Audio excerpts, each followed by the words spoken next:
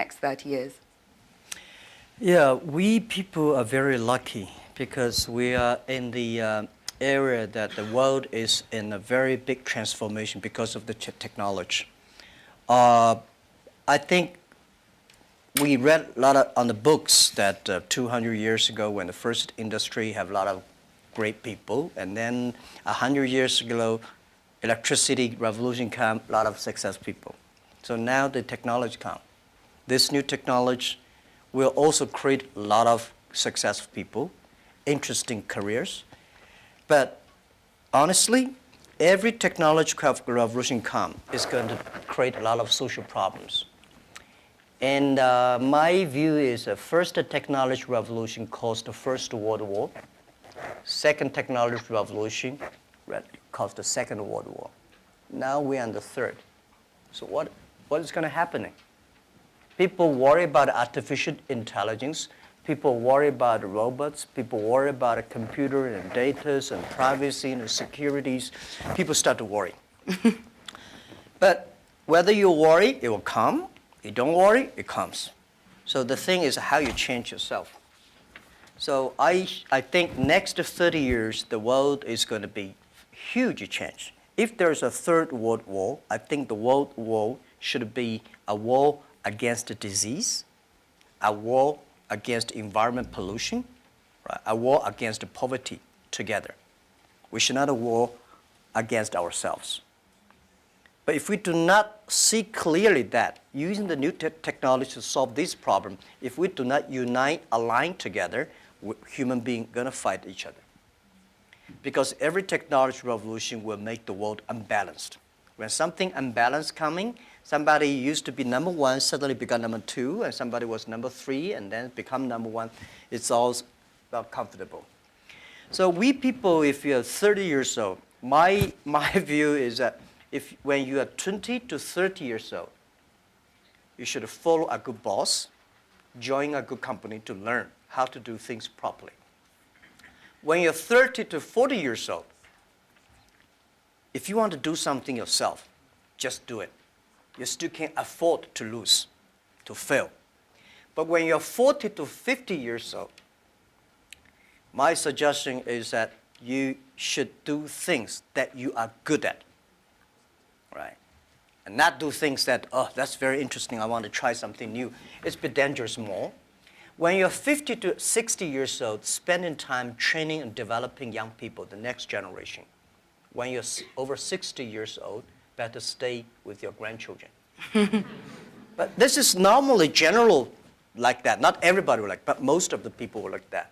So 30 years old, we people, next 30 years, are the luckiest period. We have a lot of challenges, a lot of things are happening, and with our knowledge, with our physical power, it's time you need to change. You have to think, if you want to be successful tomorrow, it's impossible. If you want to be successful a year later, it's impossible. But if you want to win 10 years later, you have a chance. That is what I think. Wonderful. And moving on to a topic which is kind of impossible to ignore after 2017. So a third of all the people in leadership positions in Alibaba are women. But the picture elsewhere is a bit more bleak. And a friend of mine recently said something that has really stayed with me. Women are tired of empowerment programs, and we want power. In 2016, venture capitalists invested $58.2 billion in male-founded companies, while women received just $1.46 billion. And as 2017 showed, it was a year of sexual harassment scandals, the gender pay gap still exists, and unfortunately, the list does go on. So how do you think we can move beyond tokenistic gestures towards genuine gender equality? Yeah, that is very interesting. A few years, like 4 years ago, there is a journalist came to our company, and when he leaves, he asked me a question, why there are so many women in your company? And I never realized we have so many women in our company. I said, anything wrong? Today, we have 49%, close 49% of the employees of our company are women. That's a lot for a high-tech company. It's not on purpose we hire women. We think they are great in helping us to grow. Alibaba is an e-commerce company. E-commerce is a service industry. To serve people better, you should have a service heart. We find that women doing much better jobs than men. And the second is that last century, people compete because of muscle. No, not this century is not muscle, it's the wisdom. And next is, I believe, if a person wants to be successful, you should have a high EQ. But if you don't want to lose quickly, you should have a high IQ. But if you want to be respected, you should have high LQ, the Q of love. So those three Qs put together, a lot of men, they have a high IQ but low EQ, and a very tiny LQ. Women, balance-wise, they're the best. If you want your company to be successful, if you want your company to operate with wisdom, with care, women is the best.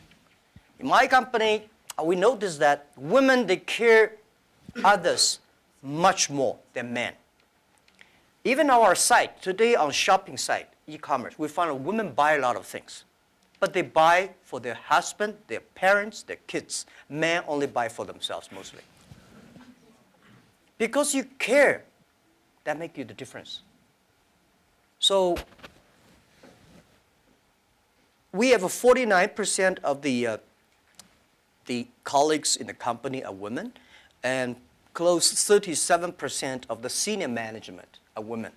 We never feel anything wrong, and women, they sacrifice more. When they love it, they believe it, they continue to do it. So I think one of the secret sauce for Alibaba to be successful was successful in the past 18 years because we have so many women colleagues. And the other thing is that we feel so proud. And most of the time you see I go out, I never realized that when we count always 50% of women with my delegation, my team. Because we never think they're women, we think they're great colleagues. So if you try to say, now we got too many men, so we have to put some women inside, that's a disaster for both sides. So what would your advice be to companies that operate a little bit more on that quota-based system but seem to be not making progress or not having such kind of representation? When you have a quota-based, you must have a lot of women. You will never reach that. I think if a company full of men, trust me, this company cannot be sustainable, cannot keep on growing. Because just like a steel, if you don't put wood inside, this steel is too tough. It's easy to break.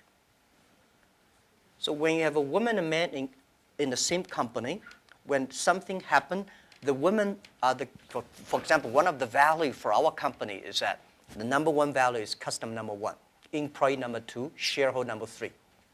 This is everywhere I go. Wall Street did not like my point, but this is what I said. If you like us, invest in us. If you don't like us, please sell our stocks. Don't buy us. We believe customer number one, employee number two, shareholder number three.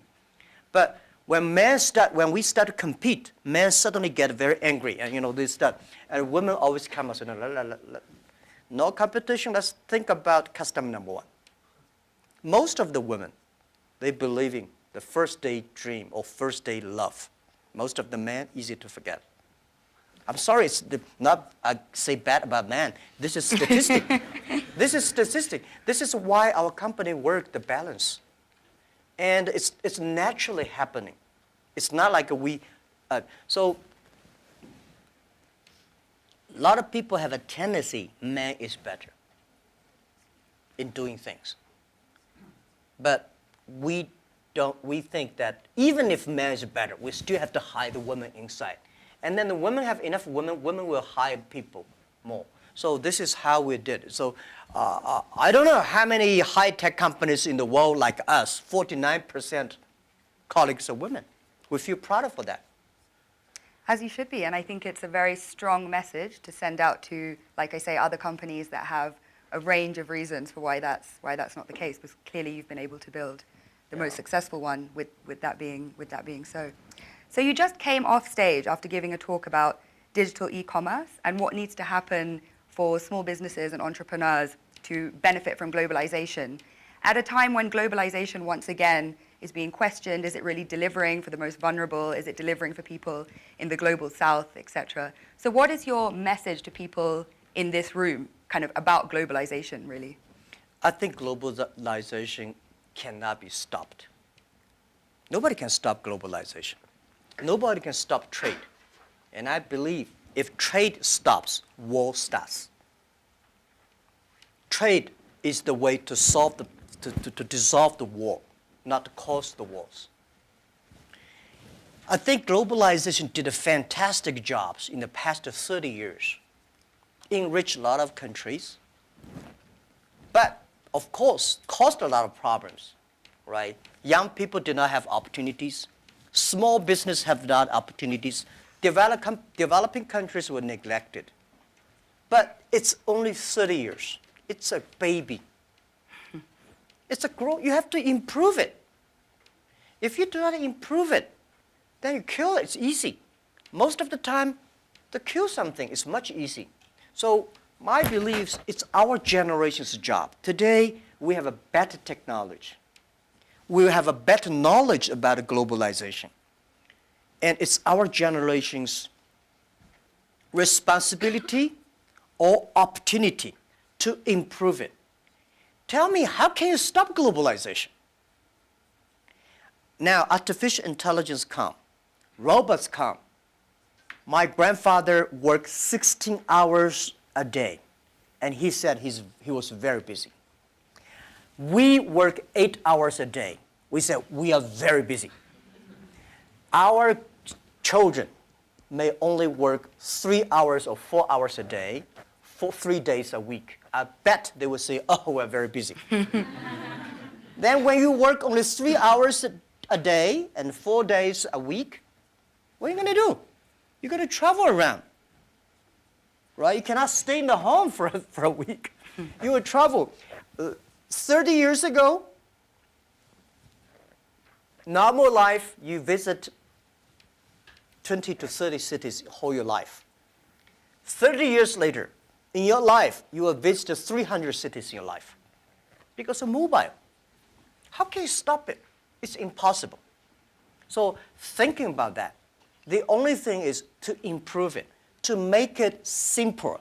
Global trade should be simple, should be modernized, should giving inclusive. Everybody have the opportunity. So my strong message is that, well, I feel sorry for WTO. They did a great job, but in the past 20 years, when you put the 200 government ministers in one room, how can they agree on something? Right? Because I don't like your country. No matter how good suggestion you have, I say no. But business people, even if we put 200 business people in one room, we will surely agree on something. And this is what I believe. The next generation of globalization should be inclusive, should create opportunities for young people to get involved. The first globalization in human history was controlled by few kings and emperors. Last 30 years, globalization was controlled by 60,000 big companies. If you're not among the big companies, if you're not in the big, powerful countries, you don't have a chance. The next 30 years, I bet we will have 6 million or 16 million or 60 million companies get involved in globalization. And I'm sure we will make it happen. Together with a lot of people, maybe with you. With a mobile phone, if people still using mobile phone 30 years later. With a mobile phone, you can global buy. You want to buy something from Kenya, you just click. You want to buy something from Norway, you click global buy, global sell. If you're a small thing, without internet, you can only sell in your village or small town. Today, you can sell across the world. And global pay, global delivery, and global travel, The only thing you have to bring is a mobile phone, no, not even a passport. This is going to happen in 10 years. And this is the message. Let's catch this opportunity. If you complain, the other people catch it. If you catch the opportunity, embrace it now, you will be the next Alibaba. People like me, I was born in a very poor family. I never got a great education. I failed all the examinations. For what reason, I don't know. But later, I realized I don't have money, I don't have technology, I don't have a lot of good backgrounds. We have a rich uncle or something, no. The only thing I competed with my people, the young people, is let's compete for 10 years later. This is what I believe 10 years later will be happening. So everything I do for that goal, I know 10 years later, this thing is going to happen. So prepare for that. Because I know if I compete with him for next month, no chance. So this is how my message is. It's a challenge, but it's an opportunity. And it's the opportunity for people like us. This world, the most difficult thing is to convincing a successful people. When you tell him this is a great opportunity, he says, no, forget it, right? I've been doing this for 30 years. But for people like us, we're looking for opportunities in order to survive. So we will do anything to be creative. So this is the message. 30 years, it's an opportunity for us. It's a challenge for those people who are 60 years old. If they're 60 years old, not discrimination, but it is tough for them. And maybe says something about how we need to look at government as well in terms of more young people entering and doing policy making. So if there are these 6 or 16 or 60 million businesses and we're all kind of hyper-connected, on a more fundamental level, do you think consumption is making us happy? Consumption? What do you mean consumption by making us happy? But through consuming, are we becoming happier through being more connected? Is that genuinely driving of course, connection? consumption will make, without consumption, definitely we're not happy, right? But if the consumption may not be, the thing is that for me, people like me, people say, Jack, you are very rich, but I don't have time to spend money. And I know this money does not belong to me. When I have 1 million, 2 million, it's my money. But when you have 20 million, problem comes, you think the US dollar is going to devalue or English pound and the stock market is going to problem. When you're over $1 billion, that is the responsibility because the society trusts you can manage the money better. If you think that is your money, you'll get into trouble. This is what I always believe. That's the, how can a person have 20 or $2 billion? No matter how hard you work, you should not get to 2 billion or 20 billion. The money people put on you is the trust and credit you have. So you should spend money better than government. You should spend money better than the other people. Spend money on the right places. So consumptions, yes. And like the service industry, let me tell you one thing. The AI robots is going to kill a lot of jobs. Because in the future, machine. But there will be, we have to create modern service industry. Service industry is going to have. Service is got a lot about consumptions. So doing the consumptions, service industry has huge hope. But you have to do uniquely. I think from that slightly philosophical point, we can turn to the floor for questions. So if you, if you could please introduce yourself, say where you're from, please keep your questions succinct so we can take as many as possible and relevant for the whole group. Great, so would you like to go first? Hi, my name is Parv. I'm a global shaper from Chicago. And you just talked about philanthropy, and I'm curious if you could talk about how you see your role is changing in the giving space, particularly given the fractured world we live in. Yeah, I think philanthropy, it's not about helping others. It's about helping yourself. I had a huge debate with my colleagues. several years ago, there's a big earthquake in China. And there was a big earthquake in Japan.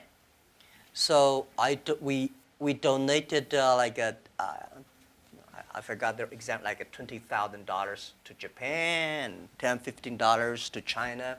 And people say, why we donate that little? Because we have a lot of money.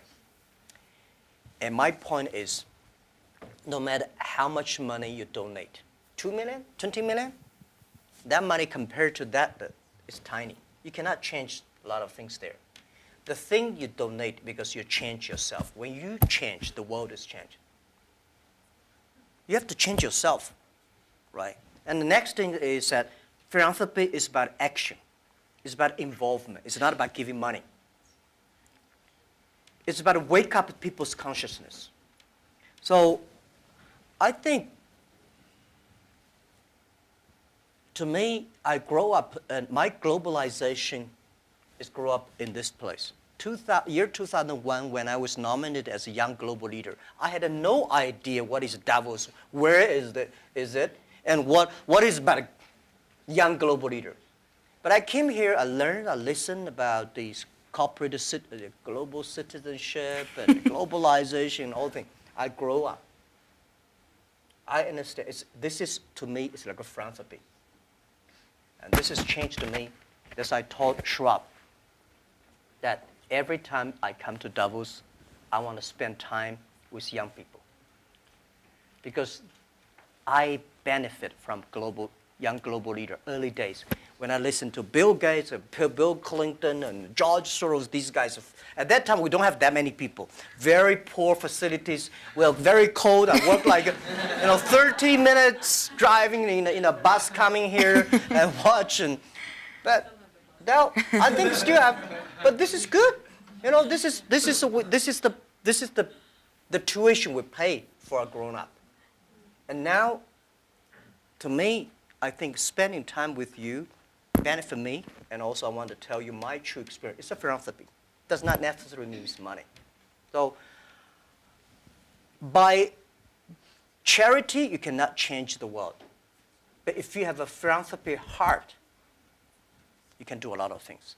So I find this one, unfortunately, a lot of people have a business heart here, making money, but do things like a philanthropy. What we should do is should be a philanthropy heart, but have a business skill. I hate a lot of people do the opposite. They want to make money, but they talk like a philanthropy. And they do like a philanthropy, waste a lot of money. So this is what I mean, and it's, if you want your team to continue to work with you all your life, you have to plant the seed of care the world, care others. The first day they join. I don't like a lot of companies make a lot of money because making pollutions and counterfeit products. By end of the year, donate some money. This is no good. Business, the philanthropy idea should be buried into the business model. That's, yeah. Philanthropy of heart, I think, a message that young people can take forward. Please. Hi, my name is Iman. I'm a global shaper from the Jeddah Hub in Saudi Arabia. My question is, as a young boy, did you envision that your life would be like this? Did you have intuition about this? And if so, do you think the belief helped in achieving such great success? As a young boy, I never thought, as a young boy, even today, I never thought I would be here. Honestly, I never thought. But as a young boy, when I look back, every problems I met when I was a kid benefited me. I failed so many times. People probably know that I'm applying jobs for so many jobs, over 30 jobs, all rejected, not even got a chance. 24 of us were interviewed for a KFC job. 23 accepted. I was the only guy rejected. 6 people went for looking for a police job. 5 accepted. I was the only one. My cousin and I applied job as a server in a 4-star hotel in my city. We waited a long queue for 2 hours. He was accepted. I was rejected. So my mother looked at me, huh? Because. But I know this is a training course for me. Before my 30 years old, I'm a failure. People lose, but I never give up. I think there is an opportunity there. And then I was a teacher later. I graduated from university. I was a teacher in the university for 6 years. Number 5 year, I was elected the best teacher of my university, elected by students. So I said, everything I taught my students are the things I learned from books. What if I go out, spend 10 years, experience all the things, whether fail or succeed, I go back to teach again.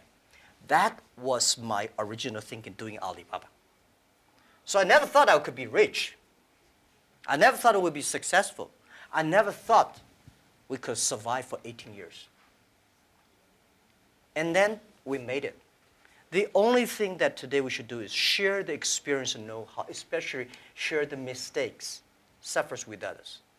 My thinking is that, you guys remember, if you want to be successful, learn from the other people's mistakes. Don't learn from the successful stories. Successful stories they make, don't listen to that. There are a lot of reasons behind it. Just like I remember the first time Harvard Business School came to us, say, Jack, we want to write a case study for you. That's years 2001 or 2000. They came, they spent 1 week, and they write a report, and I read, I said, this is not me. And they said, this is you. I said, no, this is not us. He said, this is you. So they make up his sign, and the case study go up, and they start to teach in a lot of universities. The next 5 years, they invited me to go to the case study, and they always find a competitor of my company. And after every case study, Alibaba will die, that company will succeed. All the students agree. And actually, every 5 years, all the competitors die, we still survive. So how can you study this kind of a successful story? Learn from the mistakes, the other people. No matter how smart you are, you will encounter these mistakes. You learn from mistakes not because you will be able to avoid mistakes. You will able to, when these mistakes come, this suffer comes, you know how to deal with it, how to face it. The book I want to write, if I can, is Alibaba 1001 Mistakes. This is the most treasurable things that in my life. In my life, it's not how much we achieved. It's how much we go through the tough days and mistakes. And this is what, if you start to think now, it'll be good. So if you ask me when I was a boy, I never thought about that. Never. Let's go to the back of the room. Yeah.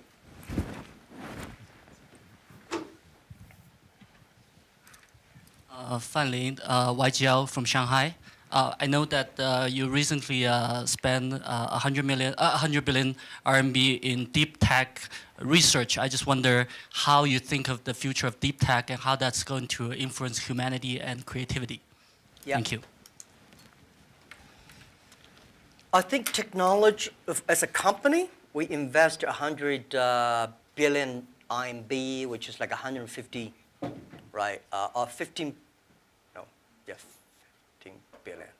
15 billion US dollars on researching for the high tech. As a company, I hope in the future we gain our profit because of our technology, not because of our size. So we have to invest in technology. But I don't like this kind of, there's a debate. Artificial intelligence, big data is going to threaten the human beings. I think artificial intelligence should support human beings. The technology should always doing something to enable people instead of disable people. When steam machine comes, When cars comes, people hate it. Today we think car is good. When the automobile when first was designed, people hate, especially this horsemen, right? They destroy every cars they can see. So I would say, people like us, when we have the money, we have the resources, we have all the excellent young people, we should spend money on the technology that enable people, empower people, make life better. So this is what we want to invest. And I think artificial intelligence, no matter how artificial intelligence is good, human being in the future compete with the machine on knowledge, you don't have chance. Computer is always going to be smarter than you are. When there's a car, forget about who runs faster. When there's a plane, don't think you can fly when there's a computer, computer is always smarter than you are. They never forget. They remember everything. They never get angry. They calculate faster. But computer can never be as wise as a man. What's the difference between smart and wisdom? My view is, smart people see something the other people don't see.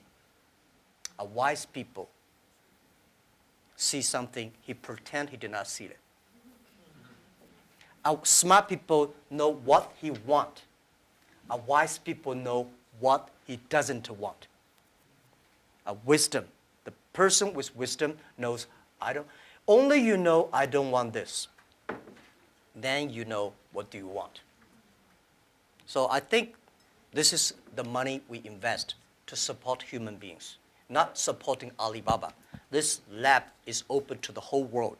It's not supporting Alibaba at all. Yeah. Wonderful. So hi, I'm Saad, Global Shaper from the Islamabad Hub. I really want to know what you think about leadership. Is it something that comes from the heart when it comes to decision making as a leader, or is it something that that you have to take, you have to think through your mind as well, or is it a bit of both? Like as a leader, when you make decisions, would you go with something that you really feel about from your heart, or would you try to have a mix of your mind and your heart when you make decisions? Yeah, I think it's a good question. I've been thinking about that. First, it's your nature instinct. There must have something that you different. Second is you need a training. You should be trained through all the tough experience, but still positive. I found out some great leaders in the world. They are always positive. They never complain others, and never complain. And they look at the things in a different view, like normal people. So I think people in my company, at the beginning, they don't like me because I'll always think about 10 years, 5 years. And then after we're working together for 3 or 5 years, they find, you're right. Then we got the credit rating. And as a CEO, one of the jobs, when everybody's happy, you have to see the unhappy things. When everybody's unhappy, you have to see the happy things.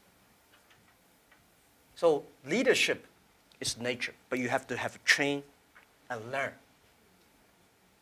And I got my leadership upgraded in Davos. I see so many. Ali Enter Financing, how many people here know about Alipay? Thank you. Alipay's decision was made here. I was thinking about Alipay, but I was not there to launch Alipay because in China, if you do financing without license, you will be in jail at that time. So I went to the banks, can you help us do the e-commerce on transaction? No. No banks would accept it. So if there will be no Alipay, no financing, the e-commerce would go nowhere. So year 2004, I was here. Listen to a speech by 2 state leaders about leadership. And this guy said, leadership is about responsibility. You believe it, but the people don't believe it. But if you think it's so critical, You should pay any price to do it. So that day changed my mind, and I called back to my team and say, let's launch it within 1 month. If somebody has to go to the jail, I go to the jail. Who will be the second one follow me? If I go, you continue, and you go to the jail, you go continue. That was called the leadership determination. And year 2004, I made a decision here, I called it back. And now today the Alipay launched, and it's so big, over 800 million people today using Alipay globally. This is called, yeah. Wonderful. Shall we take one from YGL to be fair? Any questions? Yeah, please. Hello, my name is Pablo from Costa Rica, YGL. And given your perspective of caring and being a trustee of all this, what do you do for self-care and also maybe within your company? Because earlier on, often you can cut through sleep or other things in a silly way, and you realize that if you plan for the long term, one also has to take personal care, be either mindfulness or prioritizing better. And how are you doing this, and how do you promote that in your company? Well, I'm lucky that I have 18 co-founders, and most of them my students. When in my apartment, I told them my dream and my mission, and we videotape. Funny thing is that when Alibaba launched for the first day, I said, let's videotape everything, every important meetings that we join together. The purpose is that someday, if we fail, we give the videos to the people to research why we fail. If we succeed, give the videos to the other people. So we have almost a whole house of videotapes. So the first videotape, I speak for 2 hours, and those guys look at me. Okay, so that's what you want to do? I said, yeah, this is what I want to do. I was the first. I know nothing about technology. I know nothing about management. I know nothing about. But the only thing is that you don't have to know a lot of things. You have to find the people who are smarter than you are. My first way is always find people who knowledge on computer smarter than I am. Accounting, smarter than. For so many years, I always try to find the people smarter than I am. And when you find so many smart people, my job is to making sure the smart people can work it together. And then if smart people can work it together, it's easier. The vision they will believe. Because if stupid people can work it together easily, smart people can never work together. But stupid people work it together easily, they don't believe the vision. The people who believe the vision, but they don't work together. So very important is finding smart people, and my job is 2 things. Making sure they work together. So the culture is important. Long term, you should be ideal with great, strong vision leader, but you should also have to survive today. If you don't survive today, you're gone. So the best way to promote your company is not you. It's not me as the CEO. The best way is your product, your services, your employees. The best product of your company is your employee.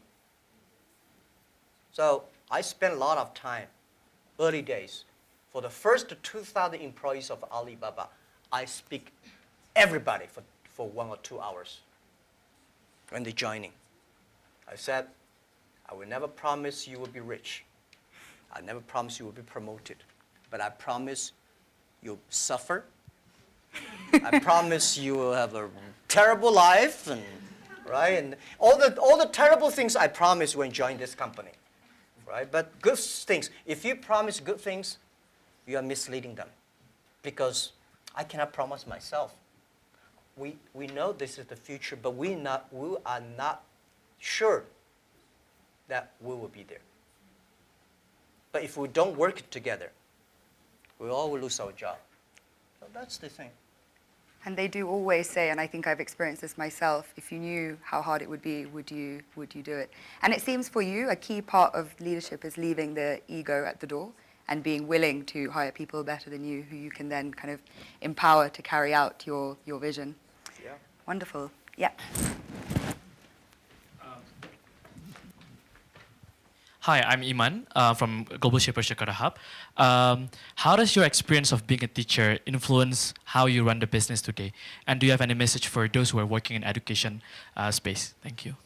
How the How does your experience of being a teacher in early days Oh. influence how you run the business today?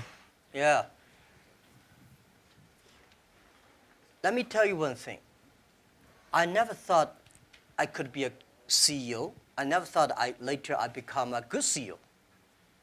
One of the things I learned is from teachers. As a teacher, very important character of a teacher is the teacher always expects his students better. I want this student to become a banker, that student to become a mayor, that guy is a scientist. This is all teachers want. If you don't have this kind of thinking, it's a terrible teacher. A good teacher always wants the other people better. You don't want this teacher in jail, that teacher is a bankrupt, that teacher is, you know. So as a CEO, I trained myself is I always want those people join the company do better than they thought. And everything the company should do is making sure the good environment to training him to be more positive. And everything we do, this is a teacher. And teacher does not mean I know better than you are. Everything I know better than you are because I learn from others. So a teacher should learn all the time. A teacher should share all the time. A teacher should always expect the other people better than you are. And by the way, education, it's a big challenge now. If we do not change the way we teach, 30 years later we'll be in trouble. Because the way we teach, the thing we teach our kids are the things the past 200 years is knowledge-based. And we cannot teach our kids to compete with machine who is smarter. We have to teach something unique. That is, machine can never catch up with us. In this way, 30 years later, our kids have the chance. I hope I answer your question. It's a very difficult one to answer, but what are those skills that you think we need to teach? If we're moving away from knowledge, what are the key things? Value, believing, independent thinking, teamwork, care for others. These are the soft part.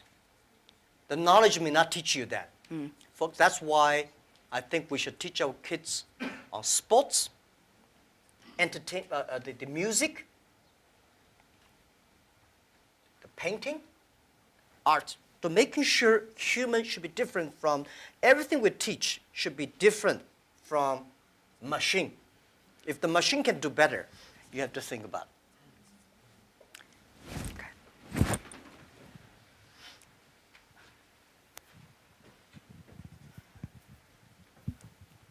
Hi, this is Hashim Al-Musawi from Manama Hub, Bahrain. Talking about education and the fourth industrial revolution, we have been talking about people losing their jobs or they are not qualified enough with the skills needed. What are you doing for the people within your company to get up to date, to get continuous learning, to know what's the technologies needed for the future? Thank you. Okay, luckily I don't have to do a lot of these kind of things in my company because we are fighting every day for the future. We know if we do not work hard, Facebook, or Google, and Amazon, all these are going to do better, right? So this is why we are globalized. It's a competition globalized, but we know that it's not about technology competition. All the people today, not like 18 founders, we only have 2.5 people are engineers. Today we have more than 25,000 engineers. They are all smart people. They do much better job than the 18 years ago. But the only thing I want to making sure that these people have a philanthropy heart. Because the data we have, the technology we have, if they do not have a great heart inside, we are going to make disaster for the world. Google, Facebook, Amazon, Alibaba, these companies, we are the luckiest company of this century. And we have the luck, if we're lucky, we have the responsibility that we should have a good heart to do something good. But on the other thing I want to say is about that making sure that everything you do is for the future. For example, you know about Singles Day? Singles Day, shopping day, November 11th is the day we created. Last year, that day, we sold 25 billion US dollars for one day. And for the first minute, over 70 to 80 million people rush inside to shop on the mobile phone. So you have to making sure the system is good enough. We have to finish 270,000 transactions per second. Can you imagine that? hard to compute. 270,000 transactions per second. If we do not have that kind of computing capability, the whole system will crash because we have several hundred million people waiting to pay the money. So this technology, we know why we do this for one day, because we want to test the technology. This technology should be inclusive, because we know today in China we create probably like 100 million package delivery. We believe a day. 5 years later, the whole world would deliver 1 billion packages per day. Think about what's the technology. Are we ready for that? So the Singles Day is to testing this technology and to be inclusive. So making sure the market drive them, not the boss drive them.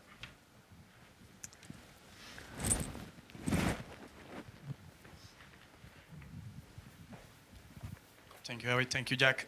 Jesus Cepeda from Mexico, from the Monterrey Hub, Global Shaper. We have been talking a lot about our generation, and I really like the conversation about 30 years before, 30 years after. Actually, I have been hearing these days that we haven't had this snow in 30 years here. So the question is going to a quote of Professor Schwab. He said a couple of months ago to the Global Shapers that we're the first generation that is going to suffer about climate change, and we are the last one that can do something about it. So with your teaching passion, what are the 3 things that you are saying to educate the 10 million employees or the 100 million employees or everyone who's looking at this video to develop an environmental mindset, a spiritual mindset, a non-fragmented world mindset? Okay. First, let me say this. Every disasters, the environment disasters, is a reflect of human heart today. Because when we need too much, we destroy a lot of things. I think the human being today, the past 200 years, because of knowledge-based technology or knowledge-based training system, all we want to do is get more. We want more things. We go to the moon, we go to Mars, we go this, we always outside looking.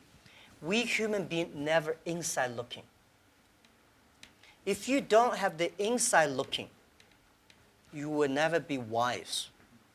If you're not wise, you never know what you don't want.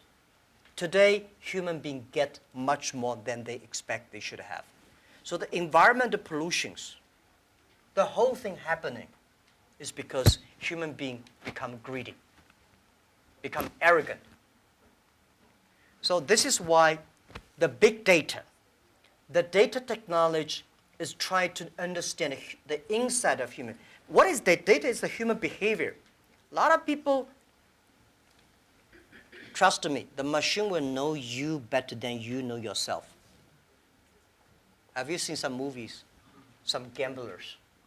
You know, they're great. They look at the eyes. If he got a good card, this eyeball will shake. But normal people don't see it. The machine see all the details. Machine know you better. So what I would say is that in the data period, human being next to 100 years, human will try to understand inward looking.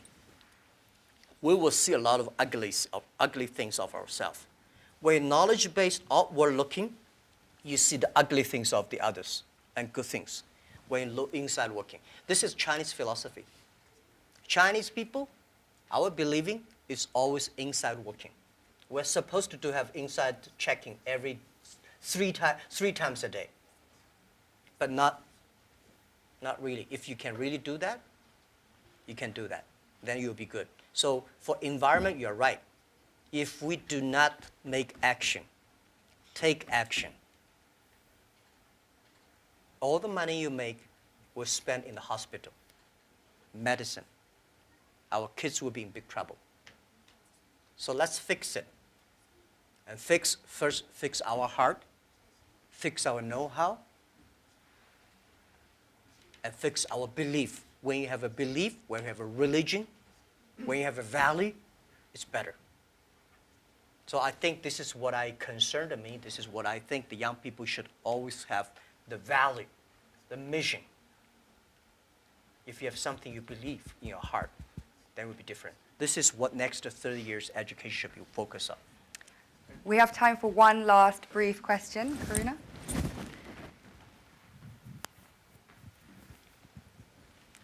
Thank you. This is Karuna from the Port Louis Hub, Mauritius. And my question is, you talked about your workplace culture. I'd like to have one or two examples, if possible, of how do you motivate your employees. And I'd like to throw in a last question is, how much do you sleep? Because this is such a controversial topic and I keep hearing different versions. Thank you. What do you mean keep the different versions? Some people say you don't need sleep. I've heard CEOs sleep only 4 hours. I've heard CEOs sleep only 3 to 4 hours, and whereas I've heard you need at least 8 hours. So yeah, I'm a bit divided, and I'd love to know your secret. Thank you. Yeah. How do I motivate, incentive or motivate my colleagues? You have to find the people that can mobilize themselves. It's impossible to encourage a negative person. So the people you hire, the people work together, they have to be, or you cannot, we have 65,000 employees now. You cannot hire all of them that positive, but at least the people work with me. My management, leadership, several areas, they have to be positive. They have to know to incentive the others, because I cannot incentive everybody. And making sure the culture. So I think it would be very painful for me to talk to my vice president, and he need to be incentivized and mobilized every time, right? This won't work. If he does not know how to incentivize or mobilize his people, it's better. I don't think he will be the vice president. He should be a good engineer, good designer, but not a good leader. A good leader should know how, but not by only money. Most of people incentivized or mobilized not because you give them a lot of money. You give them respect, trust, appreciation, and correct, heartful advice. When you come to my meetings, internal meetings, you will be shocked because we are not like a lot of the other Chinese company. The boss say, everybody listen, take notes, and go down. We are like a war room. We make decisions based on whose voice is louder. Right? Early days, we fight and talk, and then making sure everybody speak up. Right. So this is also a way of mobilize and incentive. There are a lot of ways, and different people have a different way to send incentive. So this, how much time I sleep? Yeah, I have a problem.